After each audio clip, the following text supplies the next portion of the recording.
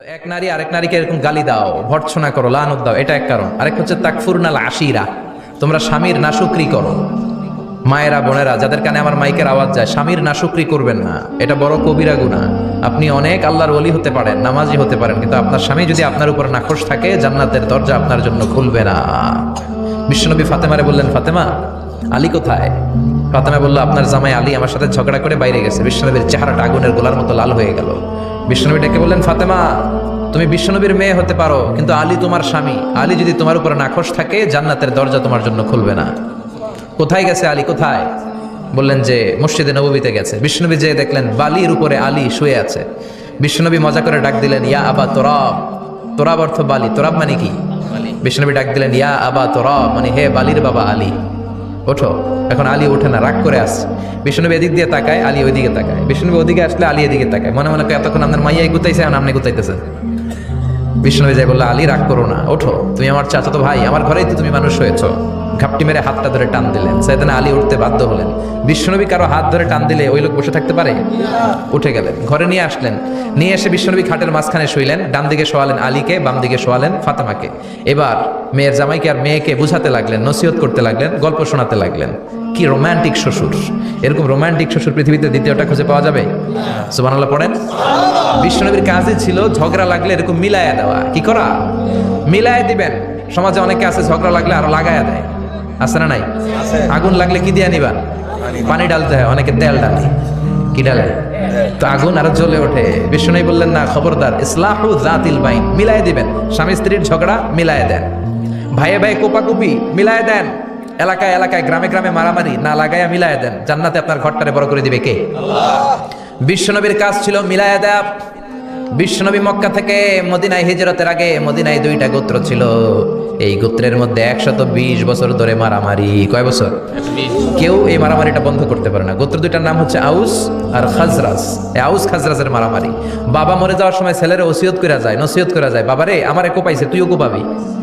ওই বলে আবার নাতিরে কয়, আমারে মারছে, তুইও মারবি। তো বংশ পরিক্রমায় মারামারি চলতেই থাকে, কেউ আর থামাইতে পারে না। বিশ্বনবী মক্কা থেকে মদিনায় হিজরত করতে এসে মদিনায় বাসাবাড়ি করে 7 দিনের মাথায় 120 বছরের মারামারি থামায় দিলেন। কি নবী ছিল! মিলায় দিতেন। ফাসলিহু বাইনা আখাওয়াইকুম, ভাইয়ে ভাই মারামারি লাগলে মিলায় দাও। স্বামী স্ত্রীর ঝগড়া হলে মিলায় দিবেন। এজন্য মায়েরা বোনেরা, বিশ্বনবী বলেছেন তাকফুরনাল আশিরা, মেয়েদের সবচেয়ে বড় একটা সমস্যা হচ্ছে স্বামীর নাশুকরি করে। স্বামী দিতে পারলে ভালো, দিতে না পারলে তুমি আমার জীবনে কিচ্ছু দাও নাই। এরকম আছে না নাই? স্বামী আর স্ত্রী বানায় যেজন মিস্ত্রি, সে বড় আজব কারিগর, ঠিক কিনা? এজন্য এই সম্পর্কটা সাইয়েদনা আদম আর হাওয়া থেকে শুরু হয়েছে। কিয়ামত পর্যন্ত স্বামী আর স্ত্রীর এই সম্পর্কের মাধ্যমে গোটা বিশ্বটারে জারি রেখে দিয়েছে কে? তো এই জন্য নারীদের জন্য জান্নাতে যাওয়া সহজ, তারা যদি কিছু প্রসিডিউর মেনটেন করে। বিশ্বনবী বললেন, কোন নারী যদি 4টা কাজ করে, ওই নারীর জন্য 8টা জান্নাতের দরজা খুলে দিবে কে? আল মারআতু ইযা সাল্লাত খামসাহা সামাত শাহরাহা আতাআত বা'লাহা হাফিজাত ফুরুজাহা ফালতাদখুল মিন আইয়ি আবওয়াবিল জান্নাতি শাআত। মায়েরা ভালো করে শুনেন, যে নারী 5 ওয়াক্ত সালাত পড়বে, রমাদানের রোজা রাখবে, স্বামীর আনুগত্য করবে, লজ্জাস্থানের হেফাজত করবে, এই 4টা কাজ করলে আল্লাহ তাআলা তার জন্য 8টা জান্নাতের দরজা খুলে দিবেন। এজন্য বিশ্বনবীও কালেকশন করতেন। তো বিশ্বনবী বললেন, মহিলারা বেশি বেশি দান করো। এই কথা শোনার পরে মহিলারা দান করা শুরু করলো। কেউ নাকের ফুল, কেউ কানের দুল, কেউ হাতের বালা, কেউ পায়ের নুপুর, কেউ গলার চেইন বিশ্বনবীর হাতে যে হাতের জন্য দান করতে শুরু করলেন। বিশ্বনবীর হাত কয়টা? একটা বলে 2টা। তো 2 হাতে বিশ্বনবী আর কয়টা নেবেন? আর নিতে পারে না। বেলালরে বললেন, বেলাল তোমার চাদরটা নিয়ে আস। বেলাল এরকম চাদর নিয়ে তুললেন। বিশ্বনবী কালেকশনের ওয়াজ শুরু করলেন, আর বেলাল কালেকশনের সব জিনিসপত্র গুছাতে লাগলো। কোন সুবহানাল্লাহ। এজন্য কালেকশন করাটাও সুন্নাত, তবে ওটা একটা লিমিটেশনের মধ্যে, একটা সৌন্দর্যের মধ্য দিয়ে। কিছু কিছু মাদ্রাসার ছেলে মেয়েদেরকে চাল ওঠানোর জন্য বাড়ি বাড়ি পাঠায়, আছে না নাই? এদের ছোটবেলা থেকে মানসিকতাগুলো নষ্ট করে দেওয়া হয়। কেমন করে অন্যের কাছে হাত পাতবে এটা শেখানো হয়। ইসলাম বলে আল ইয়াদুল উলিয়া খায়রুম মিনাল ইয়াদিস সুফলা, উপরের হাত নিচের হাতের চেয়ে উত্তম। যে দেয় আর যে নেয় তাদের মধ্যে সেরা যে দেয়, চিল্লায় এখন, ঠিক কিনা?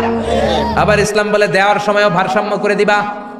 দেওয়ার সময় কিপটামি করা যাবে না, আবার ঘরে যা আছে সবও দিয়ে দেওয়া যাবে না, ঠিক কিনা? বিশ্বনবীর গায়ে একবার একটা জুব্বা, কয়টা? এক ভিক্ষুক এসে বলে, নবী আমার জুব্বা নাই, আমার জুব্বা দেন। দয়ার নবী, মায়ের নবী নিজের জুব্বাটা খুলে দিয়ে ওই ভিক্ষুকের হাতে তুলে দিলেন। এখন নবীর গায়ে কোনো জুব্বা নাই। বিশ্বনবী এখন ঘর থেকে বেরোতে পারে না। সাহাবারা এসে ঘরে নক করে, বিশ্বনবী বেরোতে পারে না, আল্লাহ আয়াত নাযিল করলেন, ওয়াল্লাযীনা ইযা আনফাকু লাম ইউসরিফু ওয়া লাম ইয়াকতুরু ওয়া কানা বাইনা যালিকা কওয়ামা। মুমিন বান্দাদের গুণাবলী, যখন দান করে কিপটামি করবে না, আবার অপচয়ও করবে না। এই আয়াত দিয়ে আল্লাহ বুঝাতে চাইলেন, নবীরে ধমক দিলেন, ও নবী, দুইটা জামা থাকলে একটা দিতেন, তিনটা থাকলে একটা দিতেন, একটা যখন ছিল এইটা দিলেন কেন, এখন নিজে পড়বেন কি? সুবহানাল্লাহ কইবেন না? ইসলাম তো ব্যালেন্সড রে ভাই, ইসলাম ভারসাম্যপূর্ণ, ইসলামের সব বিধানগুলো আপনার সাথে স্যুট করবে, ম্যাচ করবে।